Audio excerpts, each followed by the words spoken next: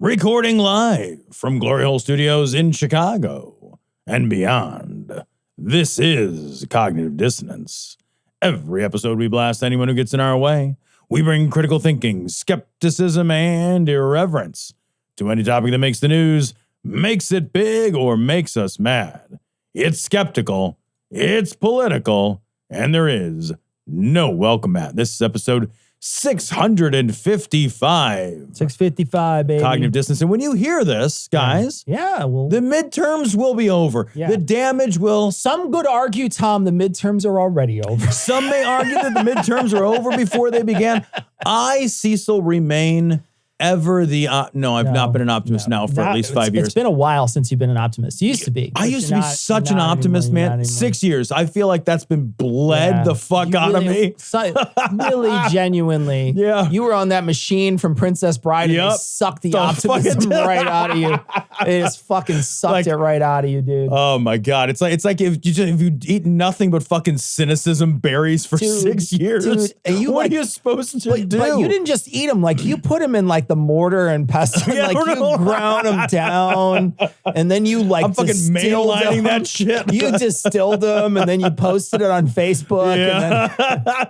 Yeah. And then, the thing is like tough. One of the things that we're gonna be doing tonight. We're recording a little early this week. One of the things we're gonna be doing tonight is covering the election on a live stream. So we're gonna be doing that a little later tonight. We're recording early this week, and so we know by the time you get this, that you're going to be electioned out on Monday. You're going to be electioned out. There's no reason. So we're going to try to cover stories that aren't the election. Right. Neither of us know anything about the returns as it stands. I've been purposely avoiding opening the Times all day. Yeah. So I don't know. I haven't looked at the news apps at all. I know there's several things on the ballot that will have been talked about to death in other shows. And we may, when we come back, revisit some of the, crazier races or something like that. But as it stands, this show's not going to be, it's not going to be politics free. It's not going to be, but it will be election free based today. Yeah. And to start the day off, to start our evening off, Cecil and I tried for the first time in years. Yeah. A little bit more Malort. A little bit of Malort. We tried it tonight just to remember how much we disliked it. It is far more atrocious than I recall. I know we've talked about this before on the show. So went to the store today, bought some Malort, brought it over to the studio. We each poured a little bit. I was not even nervous about it. It wasn't even a shot. No. It was like a quarter of a shot or a half a shot. Wow. We both did a shot and we were both like, wow, this is tonight. This is what it's going to be tonight. It just felt right. Something bitter and deeply unpleasant. Bitter pill to swallow. I think the next best thing would be to just have some of those cat piss salt covered licorishes. Yeah, right. Just put them in the bottom. Like the fucking worm and tequila. Yeah. Put those fucking Scandinavian cat send us messages piss things. Like, I don't actually do that or whatever. So I don't care if you do. I don't care. You know what? I don't care if it's a real scorpion in the bottle of your bottom. It doesn't matter. Like, it's not. You know what I care about though, Tom? What? I care that people donate to Modest Needs. Modest Needs. Right now, we are involved in a charity drive, and I want to say this: we have the first 100 people that. They're going to be picked randomly, right? So there's 100 people that are going to get picked randomly for their roast. And then there's the top donors, which is 100 people. I'm telling you right now, chances are, with the numbers that we've gotten in, there's been a few donors. The number of donating has been high. Yeah, we've raised a lot of money. We've not had a lot of donations. We haven't had a lot of donations. Yep. So my suggestion is your chances are probably going to be pretty good. You get in there. You get in there with your $50 donation. I think you're probably going to do pretty good for yourself. This isn't like playing Powerball. No. Right? This isn't like, the chances of getting fucking struck by lightning while paragliding in a clown suit. You know what I mean? Right? Like, it's a pretty good fucking chance right now. Yeah. So if you guys haven't already, grab some pennies, grab your credit card, whatever it takes, head over to modestneeds.org, do some good. Let's do some good. There's a $100,000 match on the table. We absolutely need to hit every dollar at $100,000 match. We have to meet it. We've got to do it, guys. We can't leave that money on the table. $100,000 is nothing to sneeze at, but you can suddenly turn that into $200,000 with literally no... I mean, you've done nothing except for donate $100,000. Like, you did half the work. And you got all the credit. And that's the story of a lot of good people's lives. That's all. That's actually the story of you looked at me a lot. I did. You looked right at me. I looked right at you. Yeah. Yeah. I didn't see you do So the if you want to be like Tom, you can go to modestneeds.org and double your money right now. No, seriously, it's going to help people, and people need help right now. And there's going to be there's vulnerable communities out there all the time that need help, and Modest Needs targets that community and helps them. And so please go to modestneeds.org, donate $50 or more. You get a roast. Send it to you'll send that proof of that receipt and your roast selection to vulgarityforcharity@gmail.com. And then we're randomly selecting 100 after we select the top donors. Right. So if you got a ton of money burning in your pocket, chances of you getting, donor. I will say, chances you being a top donor, real good. Be a top donor. Real good. So go ahead and check it out. I mean, you won't be the toppest donor, but you'll be a good top donor. You could be the tippy top. You could be the tip. You don't know. Yeah, I do know. There's a lot of money. Someone donated a shit ton of money. That's true. But you might be the second. You could be that meme of that guy shooting the champagne in his mouth, and there's somebody really high up there. It's okay. We're all winners, and Modest needs to win, so go help him out. This is the way I used to clean my cat's litter box until I discovered Catch It. Catch It. Well, this product. It's the new disposable litter box for people who don't have time to clean a cat's mess. It comes complete. Just open the box and it's ready for your cat to use. When you're ready for a new box, just throw this one away. Catch It, the easy, clean way to have a cat. For people who have more important things to do. So this story comes from the Daily Beast. Joe Rogan admits he lied about schools using litter boxes. And I actually, before we even get further than that, I want to say that that's actually more generous than what happened, because he didn't actually admit to lying. Yeah. When Joe Rogan, what he did is he did that bullshit walk back your statement. Yeah. Nonsense, which is actually way less fucking honest than just admitting that you lied. Yeah. He's saying, he's not even saying like, I lied, I misinformed you. He's saying, I don't know that they actually did. Right. So let me go ahead and read from this article. Joe Rogan has admitted he lied. Not really. About letting furry children use litter boxes, walking back his claims from a month ago that have since been amplified by Republican Senate candidate Don Bolduc. In an October podcast, Rogan told guest Tulsi Gabbard, Russian spy. Yeah. Russia, they should just say, told Russian spy, Tulsi Gabbard, okay, that his friend's wife taught at a school that, quote, had to install a litter box in the girls' room because there's a student that's a furry. But now he's saying, I don't think they actually did it, attributing the whole situation to, quote, one wacky mother whom the school ignored. So that's not the same thing as saying I lied. Yeah. What he's by saying, like, I don't think they did it, he's basically saying, well, you know, somebody asked him to do it. He's still in the narrative. Yeah. That's the thing about Joe Rogan, is that he never abandons the narrative in search of the truth. No. When he fucking makes this nonsense up, he just kind of like wiggles his way around it. And this bullshit, aw shucks, gee whiz, everyday bullshit guy that he is. I fucking hate Joe Rogan. I do too, Tom. And the worst part about this is a man that makes millions of dollars, has millions of subscribers, and needs to take that more seriously. Yeah. He needs to take that. Here's the thing. There's people all across the country that tune into Joe Rogan every single, however often he podcasts, day, every day, whatever. They listen to him. Too often. They listen to him. And he records himself talking for 2 hours. Now, don't get me wrong. If you make a mistake about things like Brazilian Jiu-Jitsu or whatever he's talking about, you know, some of these low-stake things, it doesn't matter, right? It doesn't matter when you're a regular guy talking about Brazilian Jiu-Jitsu versus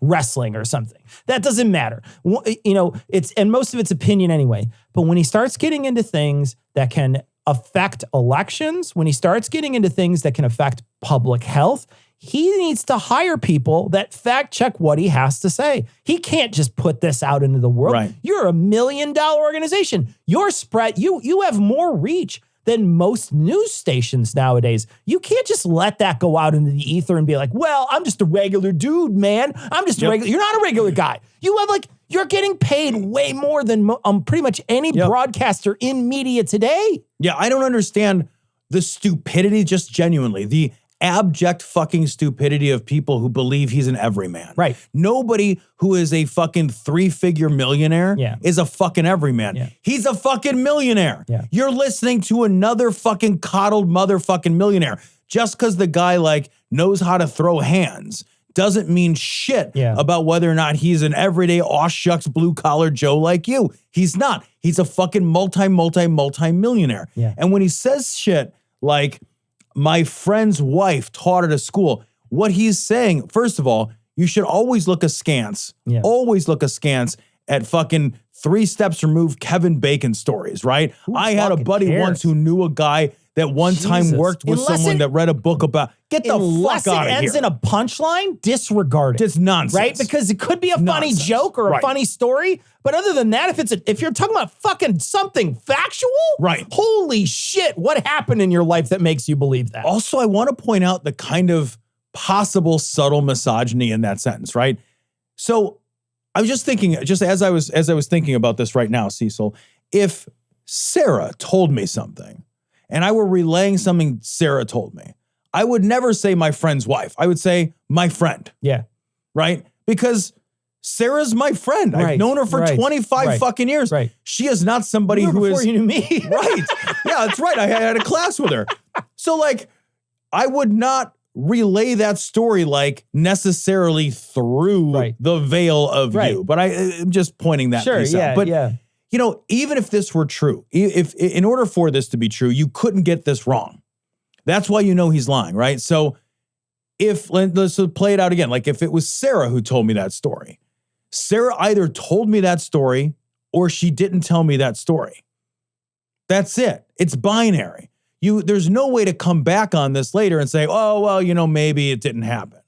Well, nobody told you that story then, man. Yeah. You literally invented that story. You invented it. You created it out of whole fucking cloth. Yeah. And it's affecting people. And the other thing too is there's just this weird fucking judgy thing that people do where they're just like talking about, you know, they're talking out of the side of their mouth about, oh, these furries or whatever, right? It's like this hyper weird thing that we do to be like, well, they dress in like weird outfits and stuff. And you're like, dude, people get off on all kinds of things. And this is not, first off, it's not even to say that the furry community is necessarily sexualized. Yeah. Because we made that mistake a long time ago when we presumed that they were, that it was a sexual fetish thing. And it's not necessarily a fetish thing at all. It might not be, for some people it is, for other people, it's not literally at all. And it's just a thing that it's like a fandom that they do, right? It's like cosplay. Like you're not fucking the guy from Yu-Gi-Oh either, right? You're just like, you're dressed like him at a con or something. Right. But there's this weird thing, this judgy thing that we do, that humans do, where they look down their nose at some other person as like the thing that you are doing. I'm going to make it, I'm going to turn it into a freak show is what I'm going to do. I'm going to belittle you so much that I'm going to turn what you like into a freak show. And, you know, as a guy who's liked nerdier things throughout my life, that's happened to me so many times where people like make fun of you because you like certain things. You live your life in a way that like you get made fun of a lot. And like some people can handle that damage and other people can't handle it. But these people are like this group of people right now, when they're talking about this, they're damaging all these people who just want to have fun and enjoy a thing. And they're making it seem like an absolute freak show. And the reason why they can do it is because their uptight base is that puritanical Christian right crazy base that is literally fueled by judging other people. Well, and the other thing that two important points to note here too is, one, they're lying about the things they're so it's not even properly judgmental. Yeah, it's not even true. Right? So it's not even just that they're coming after people who have an interest in something that is like nerdy and they're being judgmental. They're hyperbolically exaggerating that interest in ways that are untrue to make it even more absurd, so that they're like more judgy base gets fucking more worked up about it. Because what they don't actually have is a target without lies. Right. What they don't actually have is something to genuinely object to if they don't lie about it. Because if you had something to object to, you wouldn't have to lie about it. Yeah. So and then also they're coming after kids. Yeah. Right. Exactly. They're not coming after grownups. They're not coming after like Tom and like how he likes writing poetry and isn't that fucking whatever, you know, like they're not coming after a grown-up. They're coming after fucking kids. And then they do it in this way that allows them to sort of swoop in so they create a false narrative. And then they use kids as both the subject and object of that narrative. Absolutely, yeah. And then that allows them to swoop in and save these kids from themselves and from the sort of groomers. It's like there's this entire like self-referential Ouroboros like vicious cycle narrative here. And none of it is honest and none of it is true. And Joe Rogan reaches out and touches like 100 million people. Yeah, man. And tells them untruths that he made up himself, guys. He made it up. He didn't just read something funny. His story is about his friend's wife. Yeah. And it never happened. Yeah. So this isn't something that like he read and got wrong. Keep that in mind. Yeah, this is not like I read and didn't vet. Yeah. He made it up. Yeah. He 100% made it up. And there's a commercial in Illinois that's been playing over and over and over again. And that commercial is Joe Rogan reading on his show all the people that would be let out if this bail thing goes through. Oh my God, so he's talking about all the different types of crimes that will be not subject to bail anymore. Right. But what he doesn't mention is that those crimes are still subject to the judge saying you're not going anywhere. That's a dangerous thing. They ignore judicial discretion. 100%. And he's just like, no bail for aggravated assault, no bail for this, no bail for that. And he reads all these different things off when in fact, there's going to be almost everybody's going to be fucking, they're going to be fucking taking, like, they're going to be held. They're going to be held without bail, waiting for trial, and it's going to speed up the trial because people, you put a white guy back there, right? Suddenly, all the stuff that they're doing to all the people of color all across the country, delaying their fucking day, that shit ain't going to fly if you're a fucking white guy, man. Right, man. They're going to have to speed that thing up. You're going to have to speed it up, and they don't want to see that. They want to see people stuck in this system forever. They don't want to fucking see that. 100%. And he's playing right into the right-wing narratives, and they love him. They love him. Because he is exactly what Trump said when he raised his hands out to the side and said, I love the uneducated. He was talking about Joe Rogan. He is exactly talking about Joe Rogan. And like, be very, very clear too. Joe Rogan does this for the paycheck. Oh, yeah. He's not doing it for the lols. No. He's not doing it because he's got some principle. He doesn't have any principles. He's doing it because he gets paid. Yeah. That's why he's a giant tool of the right. He's a tool of the right because the right writes his paychecks. Yeah. That's the only thing. The guy's a fucking $100 million Spotify right-wing shill. Yeah. That's what he's become. Yeah. And if you don't believe that, look at all the talking points the right is stealing from him right now. Yep. I'm the Mujahideen, and I'm making a scene. Now you're gonna feel what the boom boom means. It's like Tupac said, when I die, I am not dead. We are the martyrs, you're just smashed tomatoes. Allahu Akbar! Oh, what, man? Come on. What? Just because I'm Muslim, you thought it was real? Holy shit, Cecil. This story from Gizmodo. Homeland Security admits it tried to manufacture fake terrorists for Trump. So this story harkens back to the anti-racism and police brutality protests through the summer of 2020. Yeah. And if you guys recall that, the way that was like handled by the feds when they would swoop in fucking unmarked vans and shit and just like steal, like fucking disappear people and fucking jail reporters and basically like violate every possible constitutional and civil right that anybody has ever had and loved. If you remember that part. Kidnap those people off the street. Straight fucking yoinked You're them. just walking down the street and they would just kidnap people. And then they tried to create a narrative that said that this was all a planned attack on our government from Antifa. Yep. They tried to invent an Antifa that doesn't really exist. They tried to create a narrative that all these cells were connected and they were out doing all this nefarious shit. And it was really, there was damage absolutely there was damage, but there was damage because of the unrest that of systemic racism for X amount of years, right? There's damage because the United States has never once even bothered to even put a Band-Aid on something like that. In fact, they've gone overboard with trying to show how in power they are and trying to push back on every single bit of reform that has come forward. All those police unions throughout the years. I mean, I don't know if you remember. Do you remember that guy who's standing there?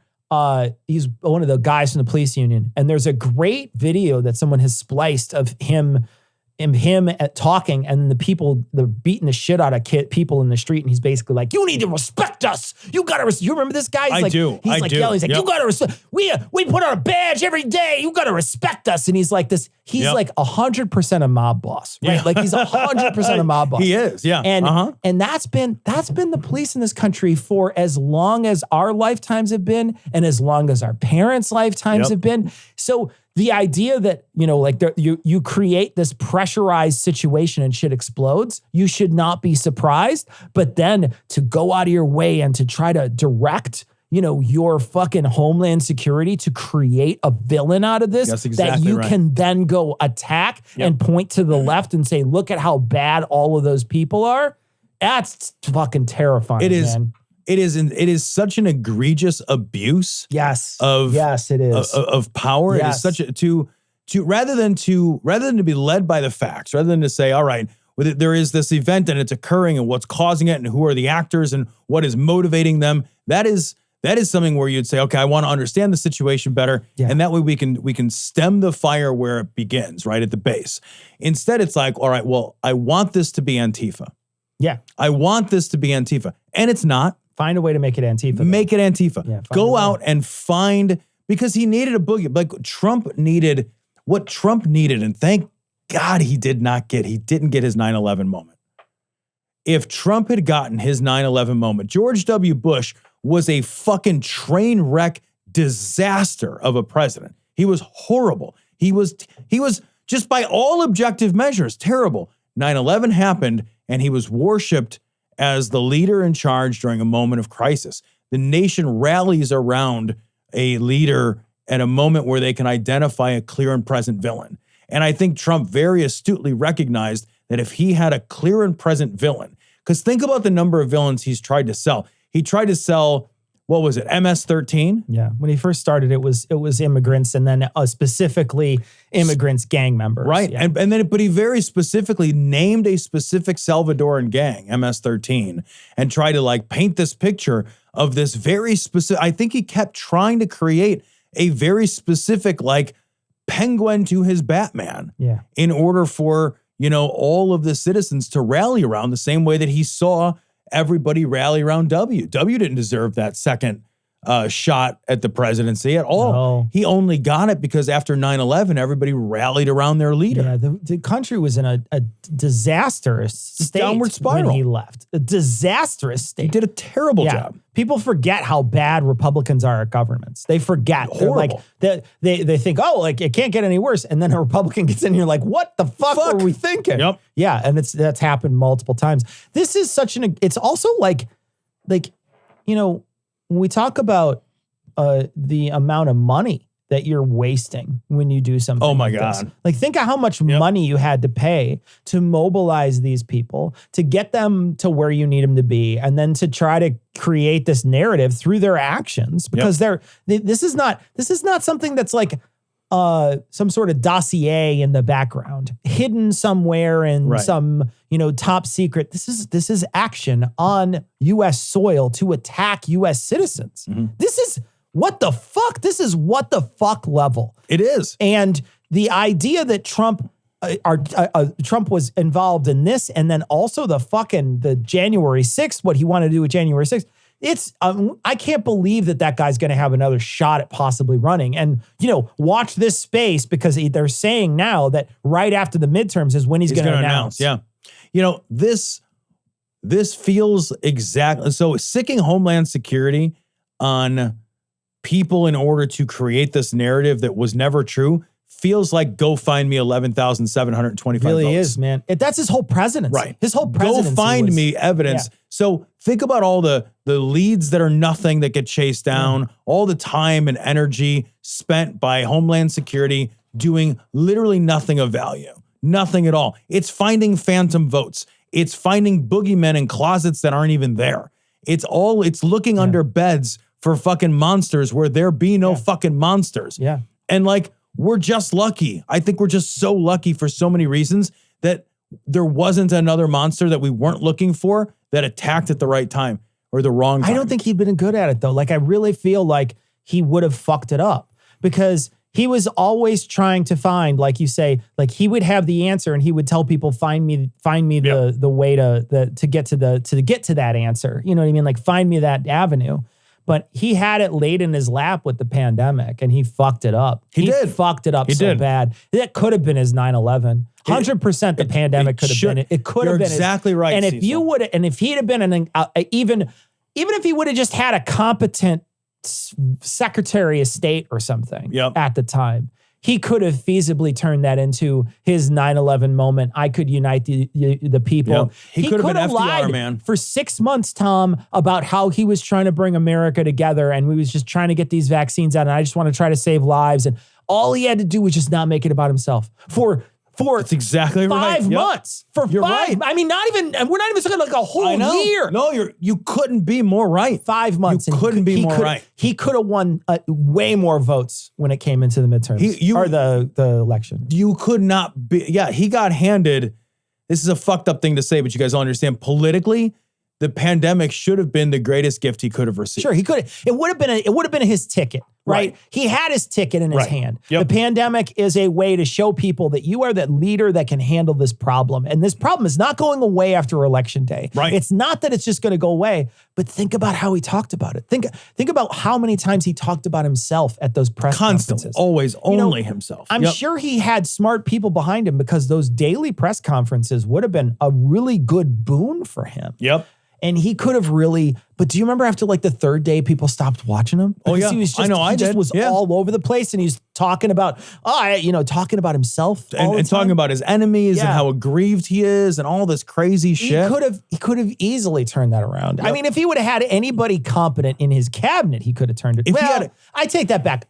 Because he's surrounded himself with yes men for so long, I actually don't think he can find someone competent to be in his cabinet. No, because if you're competent, he'll fire you. He'll fire you. He'll fire you. He got rid of first year anybody who would have been able to handle that pandemic in the right way. Absolutely. First year. You're 100% right. Yeah. When he filled his fucking house full of sycophants. He really did. You know what this is? It's a snowball. And that's just from outside here. So it's very, very cold out, very unseasonal. So here, Mr. President, catch this. This story comes from Vice News, how Koch Industries, is it Koch or Koch? Koch. I think it's Koch. Is it Koch? It's C-O-C-H, so people will correct us. So how Koch Industries, fake scientists, and Rush Limbaugh invented climate denial. This is a great article. It's a longer form article, but it really describes the way that climate denial was not some grassroots conversation among scientists and disbelievers. Yeah, right. That this was absolutely an intentional propaganda campaign by people who work hand in glove with industry in order to manipulate public opinion to continue to fund industry. They made a conference to try to get all these people together, an industry conference to try to get this doubt. And these people recognized the amount of money that they could make in that industry because this guy donated $20 million to the cause to start it out. I mean, he bankrolled the initial push and people realized how much money could be made in that. Think if you're the dissenter, you're the dissenting voice. You're that one dissenting voice. Right. We do this weird thing where we always pretend that there's two sides to everything. Right. And those two sides are equal. They're an equal side and they get equal time. And this is not an equal. If you were to do this for real, what you would do is you would have 100 scientists and you would say, okay, let's get 100 scientists. They all get 10 minutes and we have the one scientist who is against it and the 99 scientists who are all going to read the same thing over and over and over again because it's all settled science. Right. Yeah. I was thinking that this might actually be the first great disinformation campaign of the modern era. Yeah. Yeah. Sure. I really think like this is like this moment of real raw intentionality to mislead the public in order to sow the seeds of doubt and create a political wedge issue. Yeah, for sure. This was like, it was like the Republicans looked at this and said, we can seize upon this as another abortion, as another political wedge issue. We can say, how are we going to reach the blue collar workers in the coal mines in West Virginia who have always been Democrat? How are we going to reach those guys? Well, we'll make this about energy. We can make, if we turn energy into a wedge issue, then we can take these people. And I think they were wildly successful in what will turn out to be one of the greatest calamities of all history. It could be the greatest tragedy of humankind. It could be. It could be. It could be our extinction event. Right. I mean, it could be our extinction event. This could be our last gasp. If you look at, the way people are talking now about this is not a thing we're talking about future times now. We're in it now. We're talking about right now. Yep. Things need to stop like right now. Things need to change right now. This isn't a 2030 plan. This is a 2022 plan. Yep. And it needs to happen right now. And so we're in situations now where these things are escalating at faster speeds than the scientists even guessed. Yep. Yeah, they're escalating way faster. You're right. It could be the worst thing that ever happened to us. And it's money. It's literally money Just that money, has man. fueled this forever. And the wedge issues, you're right, the wedge issues all across the board, they've been trying to get these wedge issues so that they can get into the minds of the voters and make them feel something emotional about this particular race. And this is one of those things you start looking at possibly removing their livelihood. Big deal. And they can get so many people against them, even though there's a chance that they might never, or they could, go into something else that's, renewable, but they don't ever talk about any possibilities. It's never any possibilities. It's only what's bad is going to happen to you. I have people that I know that right now they're climate deniers, essentially climate deniers.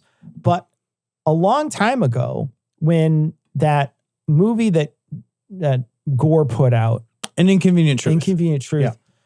When he put that out, they watched that movie and they were 100% convinced. 100% convinced. They thought for sure climate is changing. They're absolutely changing.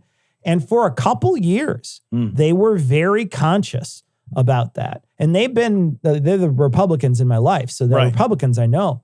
And they changed their mind on this really hardcore. And over the years, and now they think it's fake. Now they've been told enough times by the media sources they believe that it's fake, that it's not real. And they just believe it. They just believe it without, even though the only person telling it to you is some guy in a suit that's paid to tell it to you. And one scientist who's making a shit ton of money off these industries versus every other scientist. Versus every other scientist. You would never do this with your car. You would never take it to 3 different places. And then the one place is like, no, man, your car's fine. And the other 2 are like, no, man, your fucking engine is about ready to blow. You would immediately be like, you know what? 2 of them say that this is, or 3 of them, or 4 of them, or 5 of them. Because when I say 2 of them, what I really mean to say is 100 of them, are saying this is, there's something seriously wrong. Your gasket's ready to go. And the one guy's like, no, man, your car's fine. Just go. You got it. No, I don't need to charge anything. It's so funny because we both, as humans, I think we both don't do this all the time in other ways. And then we do this constantly in ways that, so it's almost like, to use the car example, it'd be like looking on Yelp for reviews. And all the reviews are good reviews for this business. And there's one outlier. And being like, I'm going to believe that outlier. That lone wolf is telling the truth. That guy's the whistleblower about, ABC restaurant. Absolutely, yeah. We don't do that in our regular lives. We don't do that. But the only exception is when we do this when we all want the conclusion to be something. So I'll give you another example. Confirmation bias. Confirmation bias. So this is a well-studied phenomenon. People that buy cars continue to read reviews about the car they bought after they buy the car. Oh, interesting. And they read reviews specifically to seek out positive reviews. To validate their purchase, to make themselves feel better about it. So if you're somebody who is invested in a certain way of life, what are you going to read? Right. You're going to read the climate denier shit. Yeah. And like, none of this is real science. None of this is genuine or honest. None of that. All of it is disinformation invented by rich people to get more rich. Yeah. And to stay rich forever. Yeah. And like, it's not like the fucking Koch brothers were ever going to be not rich, no matter what happened. So think about the level of evil that's involved there. Fucking A, man. Right? Yeah, no kidding. Even if you're the Koch brothers and you've got however much money, and then all of your fucking money gets wiped out of the and it doesn't get we even work like this. But let's say 100% of your money in energy got wiped out, but you're still fucking rich. You're still a You're still rich. These motherfuckers are killing us and ruining the planet and doing this damage, not even so they can stay rich, so they can stay excessively rich. Yeah. What do you think it takes to change people's mind about climate? What do you think do you think that it has to get to the point where it's really, really dire, where the sea comes up 2 feet and starts, where, because we're already in a place where we're seeing massive changes in weather. Mm-hmm. We're already seeing huge, giant icebergs floating into the middle of the ocean and melting. Yep. We're seeing, polar ice caps disappear. Hurricanes. We're seeing migration of animals be all wonky and shit. So what has to happen? Is there anything? Is there okay? I think it's extreme. I think when you go to turn on the tap and water doesn't come out. Yeah. I think when you can't take a shower just because you want to take a shower. I think when you're rationing your fucking water. Yeah. When you're walking around thirsty, but then people will get it and it will be too late. Right. Well, it's going to have to be too late because right now you look at some of those reservoirs like Lake Mead and things like that. They're gone. They're almost gone. They're down so low. I mean, look at Salt Lake. Salt Lake City is a great example of why I think people are shit and we're not going to fix this problem. Salt Lake City is shrunk by 2/3 of its original size. 2/3 of Salt Lake, of the Salt Lake, not Salt Lake City. 2/3 of this great Salt Lake is gone. All the roads are like a miniature. Everybody's driving around in half-size cars. No, like 2/3 of the Great Salt Lake is now gone. Yeah. And what feeds the Great Salt Lake is snow runoff. So snow sure. From the mountains, it melts in the spring, it runs off, it feeds into the lake. 2/3 of that lake is now gone. And they continue to build at a frenzied pace in Salt Lake, even though those same people will acknowledge that, this lake is running dry and we don't know what's going to happen. And when it runs dry, it will kick up sandstorms of toxic metals. So the bottom of the Salt Lake is full of antimony and copper and arsenic. And like when that salt bed dries out, then the winds will whip across it and there will be great big salt or sandstorms full of these toxic heavy metals. And it will be like Mad Max and shit. It's going to be Mad Max style and they know it.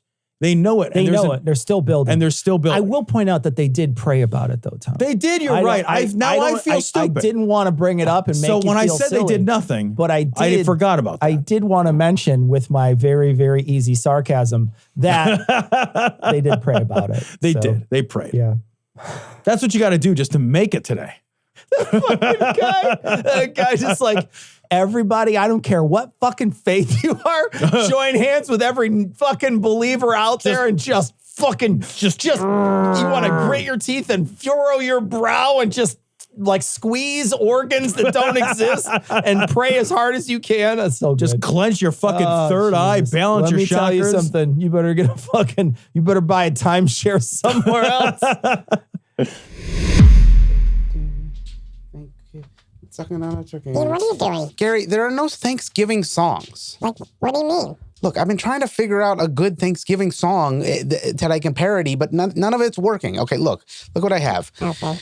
Over the river and through the woods to AdamandEve.com. Okay. The horse know the way, with glory you save, through white and drifting calm. That's fucking terrible. I know. Hold on.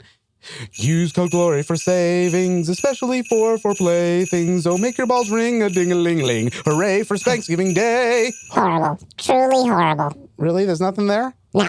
I know. Oh, no. Okay. Well, I got another one. Hold on. Dildo on my jaw. Ta-ta-ta-ta. Dildo on my jaw. No. Ta-ta-ta-ta. Suck 'em up, flick 'em up, rub it till it's raw. No. Everybody likes a No, dildo on my jaw. stop. Okay, stop. No turkey in the straw parodies, please. Just stay away from that. Oh, no. Yeah, okay. Maybe just puns.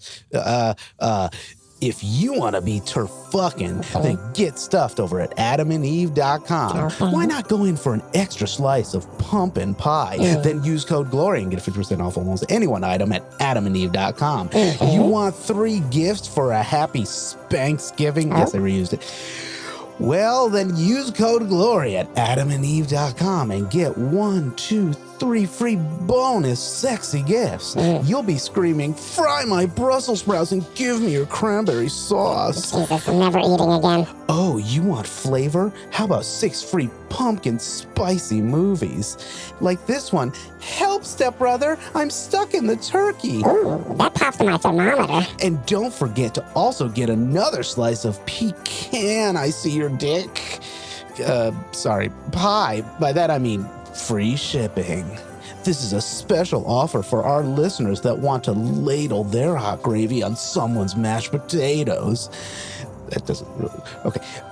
When you use code GLORY, GLORY, GLORY. Ian, fine print. Why? That works fine. It's understandable. Ian! This is an exclusive offer specific to this podcast, so be sure to support our show and use code GLORY to get you not just 50% off, but also 3 bonus sexy items and 6 movies and 100% free shipping. Code GLORY, that's GLORY, GLORY. Go to adamandeve.com right now. Now get on your knees and eat this cornbread. Ian, fucking hell. Take me out of the oven, I'm done. Happy Thanksgiving. Happy Thanksgiving. Oh, right. Happy Spanksgiving. Bye-bye.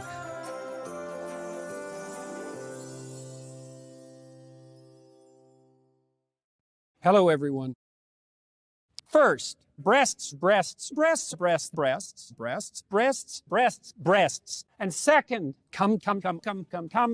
That doesn't exist, by the way. It's a serious disease. I don't know exactly how to have sex since I wasn't informed, and I'm probably doing it wrong. No doubt, I owe some apologies for that, and I'm trying to learn. Delete. This story is fascinating. It comes from Yahoo News. My brother is so far gone. How male influencers turned the men in these people's lives toxic. So the manosphere, something we just kind of learned how to name. Maybe a couple months ago. Yeah. And so there's a huge number of these sort of toxic male influencers. Yeah. And they've grown in popularity. There's a Samuels guy who I didn't know about until I read this article. Yeah. There's Andrew Tate, who I had heard about and listened to a few of his things on YouTube, like Were they interviews. great or super great? Holy shit, Cecil. Have you heard the guy? Well, I know he's been canceled from a ton of places. Canceled everywhere. Canceled but he from can a still ton come of on other places. people's shows. But yeah, he can go on. But I know all of his revenue stuff. Then he was making a lot of money because he had tons of people who were following him. The manosphere is big. And Huge. The last time we posted something for the manosphere, we had a bunch of people come in and comment and make comments about us. And I want to address those people because I know you're going to show up the moment this gets posted. You're going to show up and you're going to talk about Tom and I. And you're going to say some things that I know for sure you probably didn't think through. And I want to talk, I want to bring them up before you type them out. So before you waste your energy, just give me a second. You're going to come here and you're going to talk about sort of Tom and I's level of testosterone. And you're going to bring it up and you're going to say, hey, these low T guys. I just want to say, I don't spend my time on the comment section of YouTube wondering how much testosterone comes out of another guy's balls, okay? That's not something I do. That's not something I obsess over. So I just want you to look inward. Just for a second, just look inward and just consider your weird ranking system for fellas and just maybe just look inward for a half a second. You know, you're an alpha, you're a sigma. To me, you're a ligma. Ligma balls, okay? Ligma balls. Tom, go ahead. Yeah. This manosphere stuff is the world's most pathetic gathering, right? It genuinely is. This is a bunch of misanthropic losers. Yes. Yeah. Who gather together Sure. online. They have no social interaction. They have no social spaces that mean anything to them. They are absolutely bereft of meaningful, joyous, personal, and interpersonal contact. Yeah. They're garbage trolls that fucking crawl from their basement over to their fucking computer to fucking jerk off 13 times a day and then watch people tell them how fucking alpha they are.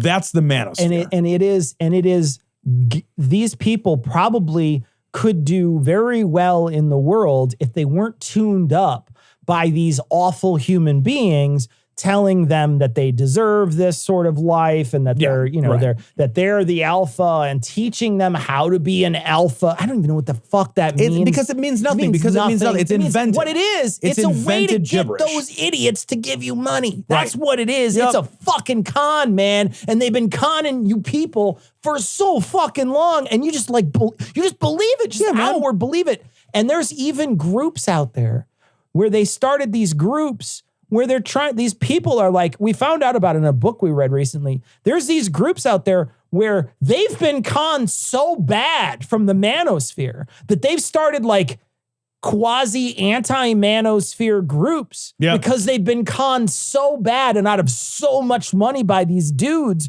who don't fucking care about you and want to have some sort of weird ranking system of dudes and want to put other people down and talk about how bad other people are and otherize a bunch of other people. And these guys wind up in these essentially support groups because they fucking wasted all their money. Yeah. All this is, support group is the right thing, except for that this is essentially therapy for people that need therapy that aren't getting it. They're getting therapy from unlicensed hucksters instead of from... So one thing I want to acknowledge, because the article actually does a good job of pointing out, and I think it's honestly true, is that there is a need. Socially, there are people out there who are hurting. Yeah. And some of them are men. Absolutely. And they are hurting and they are lonely and they are socially awkward and they are unable to connect with their fellow people. They're unable to make meaningful connections with women. They don't know how to be in the world. And so what these guys do is they don't label it something femmy like therapy, right? They come along and they preach this gospel that women are boogeymen. Yeah. And here's how we manipulate them. And here's why you fucking basement dwelling loser are actually not a basement dwelling loser. You are some kind of both alpha and victim at the same time. You are, and the story only plays if you are both naturally the alpha, but also victim and subject to the whims of a group that somehow you see as less powerful than you. These people look at women, such a weird, it doesn't make any sense. How you get there, but because the amount of fucking the internal logic doesn't work. It can't work. It's nonsense. What they're doing is getting bad therapy from con men who are there to take your fucking money, take your dollar, in order to make you feel better. Take your dollar. But it doesn't actually make. The thing is that therapy is not something that should make you feel better. If therapy is something that should make you be better. Yeah. That is what therapy's actually goal is. Growth is hard. Right. Growth hurts, man. Yep. Growing as a person isn't easy. Not good. It doesn't like easy. Feel nice. It's not somebody being nice to you the whole time. No. It's growing is hard, man. So they don't give any of those hard messages. They don't actually connect with people in ways that say, hey, you know what? If you're having a hard time, maybe it's you and you should change. And here are things you can do that are going to take a long time and are going to hurt and they're going to require you to change in order for people to say you're worth spending time with. They don't do any of that. Instead, they otherize people. They put them into categories. They teach these basic manipulation techniques. They tell you that you are both a victim and naturally superior, which you can't square that circle. Yeah. You can't square it. And it turns people into complete shit. Yeah. It turns people into total shit. And these folks have followings, man, huge followings. Mm-hmm. Absolutely, huge followings. And it's this group of people, they're stuck in this sort of like rerun where just their whole life is just constant, and they're constantly getting this reinforcement from these people, but their life never changes. Right. So they constantly get this advice and this, but it's never going to change if you don't treat other people as people. Right. Like it's never going to change for you, man. Hot take here, treat other human beings as humans. Yep. You know what? Suddenly your life changes. And even if it works for some people, and it won't work for most, but even if it works for some people to create meaningless short-term gains. And what I mean by that is like, maybe you're successful in picking up a woman from the bar and having like a one-night stand or something with her. That is the same thing. I learned this when I was in sales. There are people that can make a sale and then 2 days later, the customer returns it, right? They don't want it. They feel like somebody sold them. You lose that sale. And then there are people that make a sale and earn a customer forever. If you go into any kind of an approach with another human being without the desire to help them, without the desire to see what they want and what they need and to be of service to them, if you do that, you're successful in all kinds of parts of your life, right? Because it naturally draws people to you because you're listening, because you're connecting with people on a real level, because you're reaching out and saying, hey, I'm not here to sell you a bottle of fucking Malort. I'm here to sell you, I'll never buy that bottle. I would never buy a bottle of Malort, beat you to death with that bottle. But you know what I mean? Yeah, I do, man. Yeah, it's the difference between like trying to capitalize on somebody and sell them something once and trying to earn something through trust. And to listen to these people who want to turn human beings into objects. Absolutely. They're terrible people. They're just terrible people. And they're doing it because they think it's going to sell to you and they think you're going to buy it. Mm-hmm. Because they think you're stupid. Yeah. That's the thing. Yeah, they think you're stupid. The final equation is they think you're stupid. Right. Yeah. All right. So I want to read this story. It's one of the stories from of some of the men who've sort of fallen into the toxicity of the manosphere and how it's changed them. My father's gone from a man who minored in women's studies in college, who was kind and in touch with his emotions, who treated all people, men and women around him with kindness, to a man who says that whenever he sees an effeminate male stranger, he gets an overwhelming urge to murder them. What? Yeah, and I just want to pause there. That has to suck to feel rage all the time. Yeah. Like you cannot be a healthy person and feel violently rageful all the time. That cannot be a joyous space to live your life in. That guy is already losing, right? No matter what you think of the manosphere, that guy, he's losing. He is unhappy. That is not a happy space. I used to work out downtown in a group, like one of those group workout type things. And there was this effeminate guy who I used to work out with all the time. He was better looking than me. He had a better body than me. He lifted more than me. He was nicer than me, had better hair than me. Sure. Like, all of those things were true. Right. Every one of those things is true. And it's like, part of me wonders, are you just jealous? Like, are you just fucking jealous some of, it of is that? For sure. Like, I don't know what is wrong. Like, what's the problem? Right. Yeah. Why are you so threatened by somebody else's? What could that person do to you? Right. I don't even there's people in my life that have done really bad things to me and I don't think that about them. Right. People I know that I don't like, that I'm like, you did some really shitty stuff to me and I don't feel this murderous kind of rage. Like, I get it if you saw the guy driving. I understand that. But the idea that the way somebody expresses like how masculine or feminine they are is a trigger for you. Yeah. Is really a commentary on how insecure you feel about your own masculinity. That's exactly it. Yeah. That's it. It's the same thing when we get the comments about us, like how unmanly we are. And you're just you're the one grading manliness. Right. Like you're the one who's so desperate, you're grading manliness. You're judging some weird masculinity contest that nobody is having. Because it's you that's insecure. It's you that's insecure about all this stuff. I have never worried about my masculinity. Not a moment in my life have I worried silly about fucking thing to worry about. How much of a man I was to another man. Right. Never once in my life has that happened. It was right around 2016 when it sort of began. That's when he started slipping. He got divorced from my mother in 2018 and then got bad in early 2020 when the pandemic hit.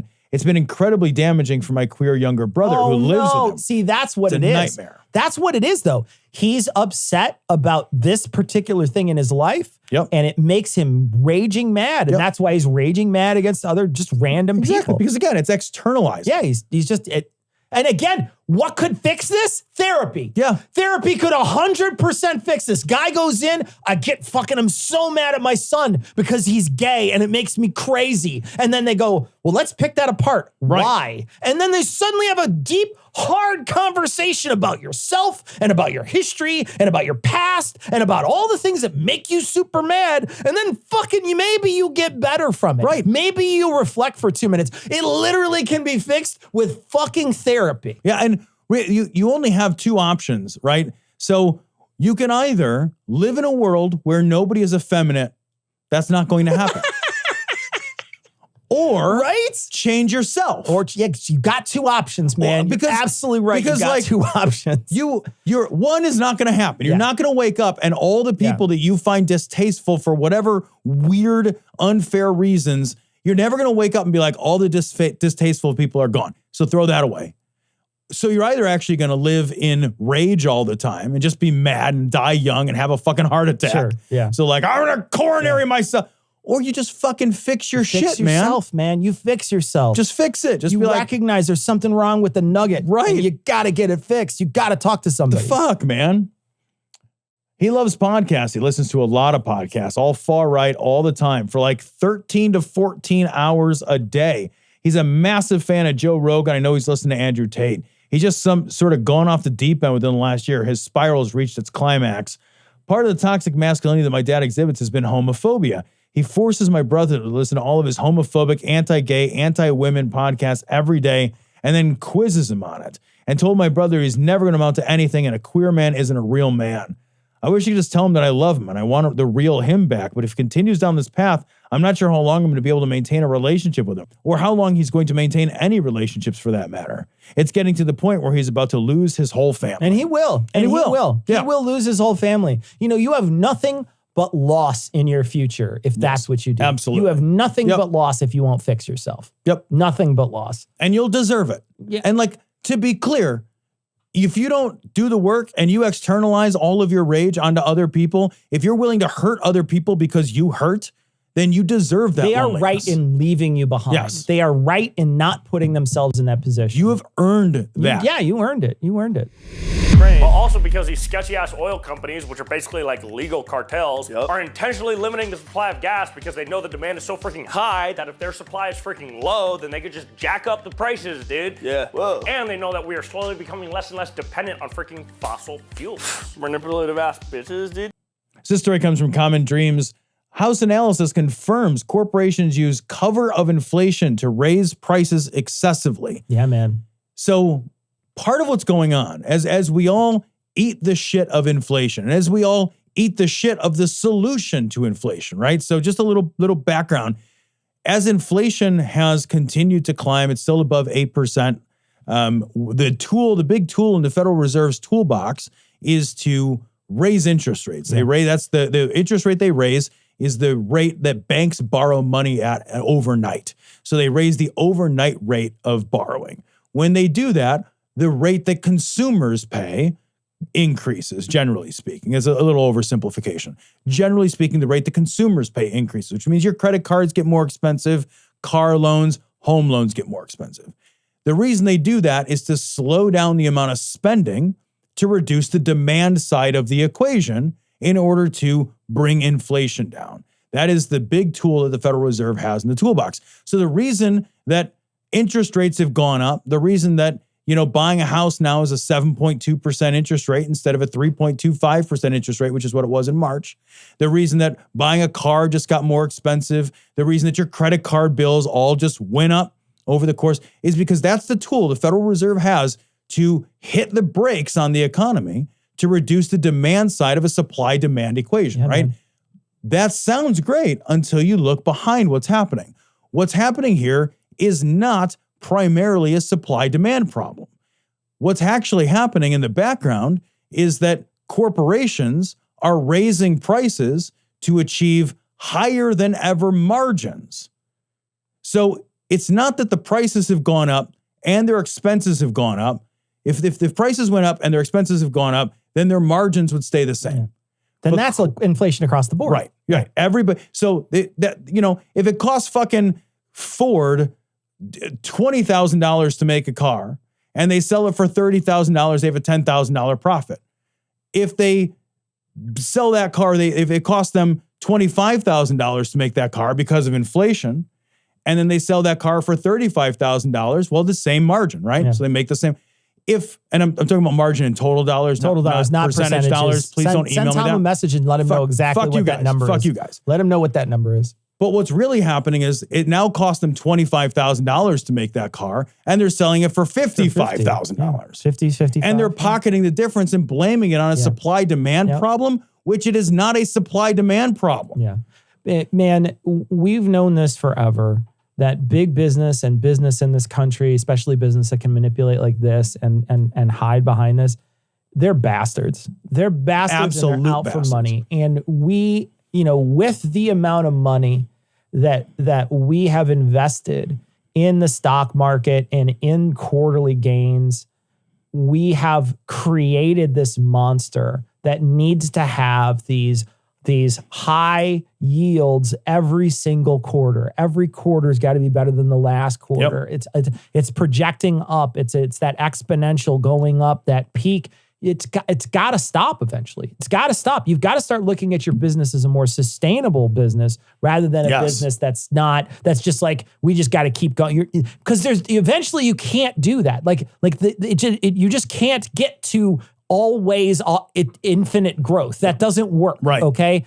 But for many, many years, there has been growth, and people seem to think that we can keep going up with that infinite growth. And that's a real problem. And that fuels the idea behind business to make these kinds of decisions to essentially take money from the people, even when they really don't deserve it. Yeah. Well, and if you look at the profits, again, not the revenues, but the profits that the big oil companies have posted this year. Oh, yeah. They are posting record profits. They have never made more profit, not more revenue, more profit than they are making right now. Yeah. All the fucking champagne is in the air right now over at BP and Shell. Yeah. They are making more money. Now, it's not because the supply costs more that they make more fucking profit. In fact, they should be making less profit. They should be making less profit because some amount of demand goes down when prices go up, meaning people drive less. Yeah. So they fill up their cars less. People do more discretionary pullback on that stuff. The thing is that they look at this and they realize we've been charging consumers less than the full amount that they can possibly pay. They look at a moment like this as an opportunity psychologically to continue to push and to test the water to say, you know what? Maybe we never have to put gas at $2 a gallon. Maybe maybe people will always pay $4 a gallon. Why should we ever go down? Why ever go down? Doesn't matter what the supply side now does. They will charge you for every commodity that you buy. Keep in mind that you don't pay the correct fee for it. You pay the maximum amount that a corporation thinks you will buy. Sure, yeah. That's it. Yeah. They price every price for every product you've ever bought is priced at the exact highest level they think you will buy it for. And they are hiding behind inflation to push prices up to see where the consumer breaking point is. Yeah. And, we don't tax them. So they get it on both ends, right? So like they're making a shit ton of money, and then there's also a ton of money that they make that's barely taxed or not taxed. Yep. So they find ways and loopholes through our own tax system to not pay taxes into the kitty, and all that money just goes to them, and then they're just like, cool, let's just put it in a big pile and fuck it in. I know. That's it. Yeah, man. That's it. This is profiteering. That's exactly That's what this is. It's profiteering. And you put people in office that continue to make no gains whatsoever on corporate taxing. We keep on doing it over and over and over again. Especially when the Republicans get in and they get to make the tax plan for a couple of years. 100%, man. Oh, man. 100%. That is champagne, caviar, and making it rain on a stripper's ass, baby. They cannot wait. Wow. Yep. They cannot wait. But this is one of those They're things. They're going to fucking rent the party limo. Exactly. It's going to party limo that's kind of smells like fish all the time. It's like, what happened in here? What is going on? This was a battleground. There's a certain musk to There really is. There's a musk. Why is the seat sticky from here to all the way over there?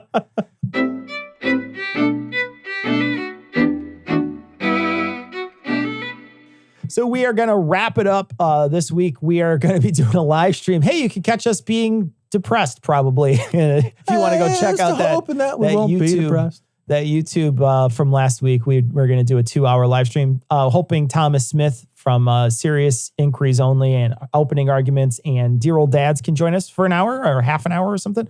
So we're going to do a couple hours. Go check it out if you want after the fact. I'm sure we had a lot of fun. But that's going to wrap it up for this week. We're going to leave you like we always do with the Skeptic's Creed. Credulity is not a virtue. It's fortune cookie cutter, mommy issue, hypno-Babylon bullshit. Couched in scientician, double bubble, toil and trouble, pseudo quasi-alternative, acupunctuating, pressurized, stereogram, pyramidal, free energy healing, watered downward spiral, brain deadpan sales pitch, late night info docutainment.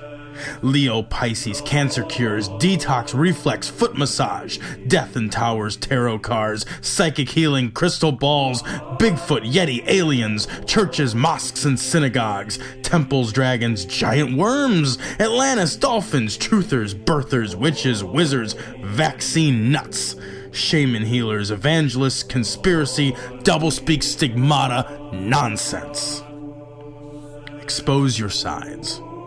Thrust your hands, bloody, evidential, conclusive. Doubt even this.